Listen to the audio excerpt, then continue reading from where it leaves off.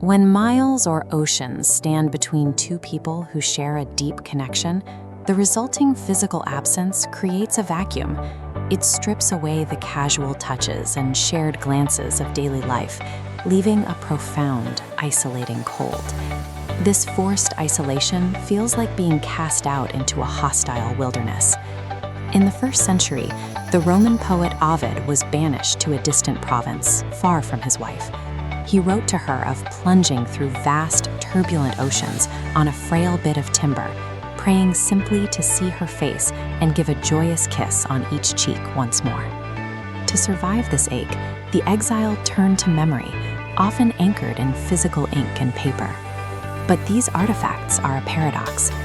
The Roman statesman Pliny the Younger confessed to his wife Calpurnia that holding her letters was his only relief, yet reading them over and over only fanned the fire of his longing.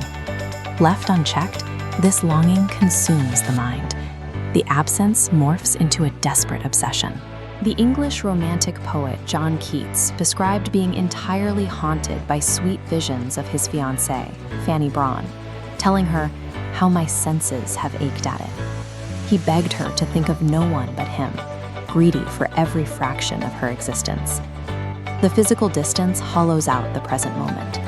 When the object of true affection is removed, reality itself becomes a prison. Faced with this void, the human heart finds a singular mechanism for escape. Writing becomes a metaphysical bridge. As ink spills onto parchment, the solitary writer projects their consciousness across the miles. It requires an intense, consuming focus to pour one's entire existence into a few folded pages. Ludwig von Beethoven, writing from a wretched stagecoach journey to his immortal beloved, declared that he could live only wholly with her or not at all. He used the page to send his very soul, enwrapped in hers, into the land of spirits. Through this extreme focus, the writer and the reader construct a shared ethereal reality. The American author Nathaniel Hawthorne wrote to his future wife, Sophia, of their heavenly ramblings, insisting that their souls went far away among the sunset clouds. In those letters, they did not tread on earth at all.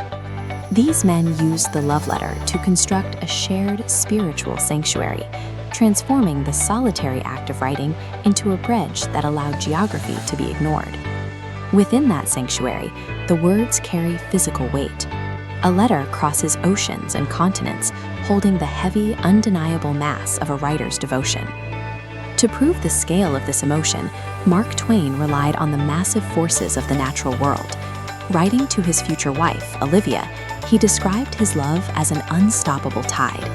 He loved her, he wrote, as the dew loves the flowers, as the birds love the sunshine, and as the yearning tides love the moon. This transmission of feeling often borders on a beautiful, terrifying madness. The French novelist Honoré de Balzac confessed to the object of his sweetest dreams that his imagination carried him away in a monomania. His mind spun in a feverish, delicious dream where he lived 1,000 years in a single instant. Folded into envelopes and sealed with wax, these fragile human passions are transformed. They become traveling, indestructible forces of nature. Long after the ink dries, the physical letters remain. They are tied with ribbons, tucked into drawers, and archived in libraries. They wait in the silence of preservation, outliving the hands that wrote them.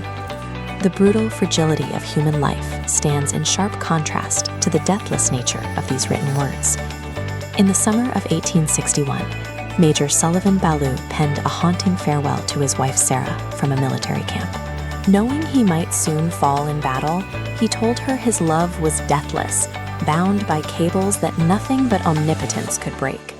He was killed 1 week later.